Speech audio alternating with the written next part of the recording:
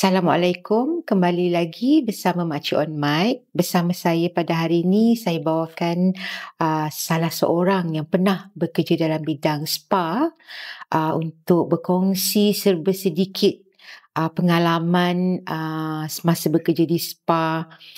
Kita lebihkan pengalaman seram lah. Okay? So, boleh Cik kenalkan diri? Okay, terima kasih Puan. Nama saya Wina. Saya sebenarnya tak adalah nak kata pengalaman seram tu, cuma rakan sekerja saya dia ada banyak sebenarnya. Cerita-cerita seram yang dia alami dekat spa. Okey, boleh kalau tak keberatan, boleh tak Cik Wina kongsilah cerita-cerita tu lah. Sebab ialah selain orang bekerja dekat lain spa, macam ni cerita dia kan. Macam saya sendiri pun lain pula saya punya pengalaman tu kan. Mungkin berbeza-beza pengalaman tu. Okey, kejadian ni dia terjadi pada waktu malam.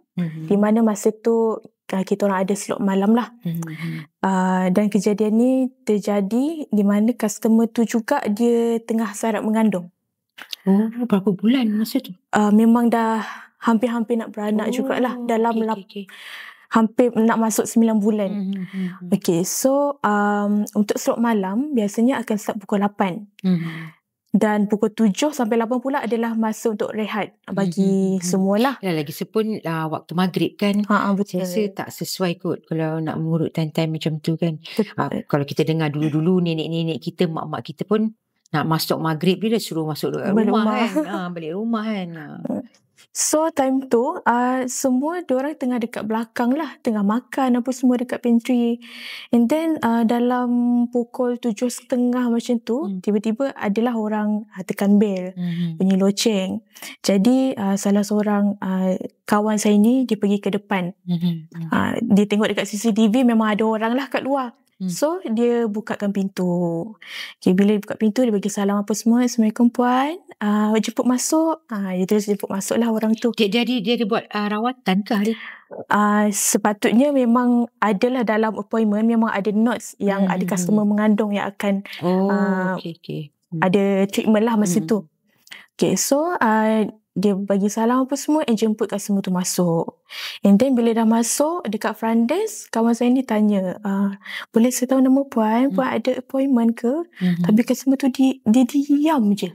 Dia tak cakap apa-apa. Masuk pun dia tak ada bagi salam apa semua and tak jawab salam juga. Ui, pelik tu. Dia masuk dia diam. Bila dia tak jawab first tanya tu, kawan saya ni dia tanya lagi, puan ada appointment ke? Lepas tu dia tenung tajam dekat kawan saya. Dia tenung, dia tunduk tapi dia tenung macam ni, mata dia tajam. Tapi dia tak jawab apa-apa lagi. So kawan saya ni pun dia rasa macam pelik lah customer ni. Yelah, betul. And dia pun tak apalah puan, puan jemput duduk dulu ya. So customer tu dia duduk. And then dia pun pergi belakang. Yang lain pun tanyalah, tu customer siapa yang datang apa semua kan. And then time tu tak ada apa lagi. Tapi kawan-kawan yang lain pun ada jugalah customer yang dah datang apa semua. And then bila slot pukul 8 sepatutnya customer tu masuk, kawan saya ni pun dia pergi depan balik. Dia tanya customer tu, dia tanya balik lah, boleh saya tahu nama puan? Puan ada appointment kan? Dia just nak confirm kan. Dan lepas tu bila dia tanya time tu baru customer tu jawab. Tapi customer tu dia diam, dia duduk, dia tunduk macam ni. Bila tanya, dia macam muka dia sedih and suara dia sayu. Ada, nama saya Ayu. Macam tu. Ya Allah, takutnya. Dia sedih sayu je. Kalau saya ni pun dia dah sama sejuk dah, pelik lah kat semua ni. Tapi memang betul lah. Tapi memang betul lah, nama tu memang adalah dalam appointment. So dia pun tak apalah, dia bawa masuk. Lepas tu kawan saya ni dia ajak customer Itu seram Itu seram. Dia masuk dalam. Okay. Bila masuk dalam pintu kan, lepas tu ada katil. Customer tu bilik yang pertama macam tu lah.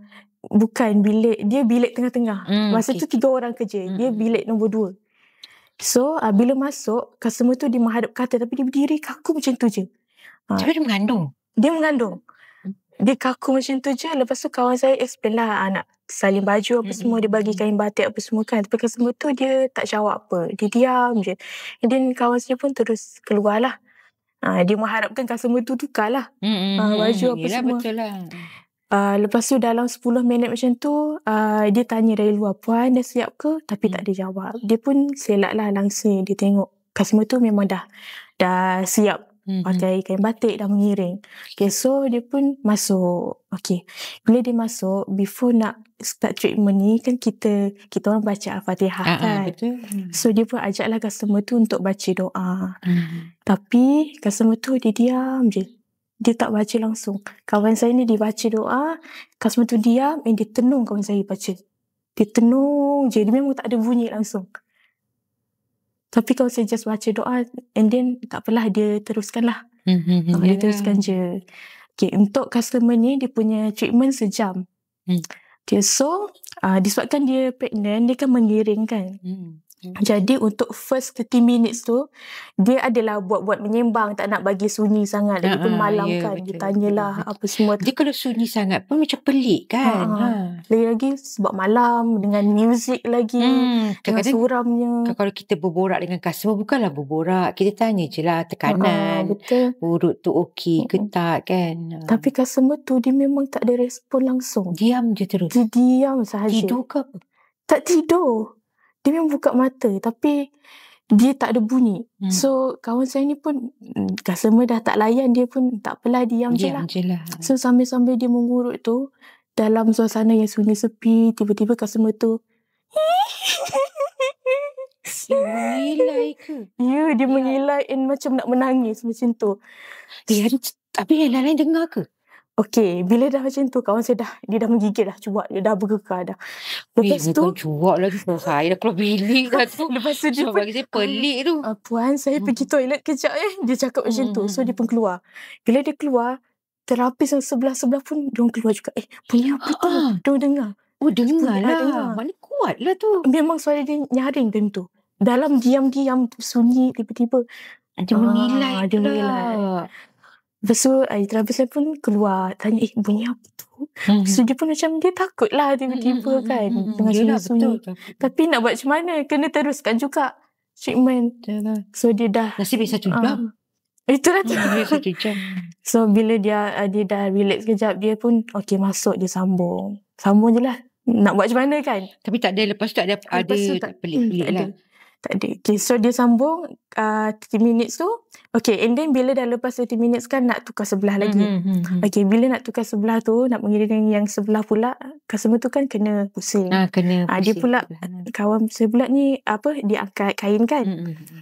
Time dia tengah pusing tu, pusing macam ni, dia tengok kawan saya. Macam tu lagi. Ya Allah. Memang. Dia menghilal lagi. Dia tengok kawan saya time dia pusing. Tapi dia tak cakap apa-apa. Tak cakap apa-apa. Macam tu. Ya Allah.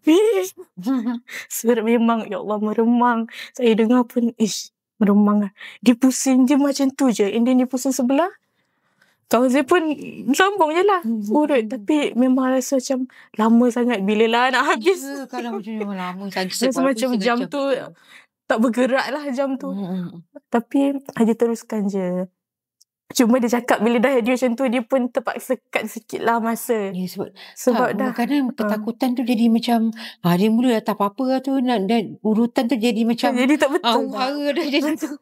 Macam tu lah. And then bila yang kali kedua dia mengilai tu, sampaikan customer, sebab kan sunyi kan. Customer sebelah pun dia dengar lah. Customer pun tanya, bunyi apa tu? Tadi ada bunyi ni, ada lagi bunyi apa tu? Customer sebelah kiri kanan pun tanya. Maknanya okey, orang lain pun boleh dengar. Orang lain pun boleh dengar. So bila dah habis, ingatkan dah settle dah. Bila dah habis, customer tu pun dah pakai baju apa semua, pergi ke depan. Okay, bila pergi depan nak buat payment apa semua. Bila tanya, puan nak bayar pakai apa? QR ke, kad ke? Customer tu macam dia tak tahu. Tak tahu. Tak tahu. Dia cakap macam tu. Tapi bila tanya balik, last-last dia keluarkan kad. Dia bayar jugalah. Lepas tu diorang macam buat-buatlah menyembah before puan tu balik. Lepas tu kawan saya tanya macam ni, puan duduk mana? Lepas tu customer tu cakap macam ni. Saya pun tak tahu saya duduk mana. Dia cakap dia tak tahu dia duduk mana. Sambil dia gelak-gelak. Macam pelik Kenapa? lah. Macam pelik kan. Dia tak menyembang pasal apa-apa benda lain. Tiba-tiba datang pun. Itu dia datang seorang lah. Dia Tak ada, seorang. tak ada yang Tak bawa ada. dia ke. Tak ada. Bila dia datang pun memang dah terpacak depan pintu pukul 7.30. Tak ada siapa dengan dia. Dia seorang. Dengan mengandungnya lagi, dia datang seorang. Bila dah, dia cakap, saya tak tahu duduk mana. Dia sambil gelak-gelak tu. And then dia, kawan saya ni, dia bukakan pintu. Dah lepas cerita apa semua. Customer tu keluar. Nah, dia keluar and then tak tahu dia pergi mana. Dah, hilang dah. Macam tu, tak tahu. So, benda tu macam tak ada jawapan. Siapa dia? Dia kena apa ke? Tapi adalah macam nama dia je lah kan. Yang details dia tak adalah. Itu je lah. Cuma last tu dia boleh pula cakap, saya tak tahu saya duduk mana. Ya Allah. Macam mana tu? Ke ada benda ke? Menyerupai ke? Kita tak tahu juga kan. Ataupun ada benda yang Perasan dia nak tak? hantar ke? Benda-benda pelik macam ni lah. Bagi saya selalu je jadi macam malam kan. Sebab ya, keadaan spa tu lagi sunyi, lagi macam suram bila malam tu kan. Kalau siang tu jarang jugalah kita nak rasa feeling macam tu. Dia selalu memang terjadi malam. Betul.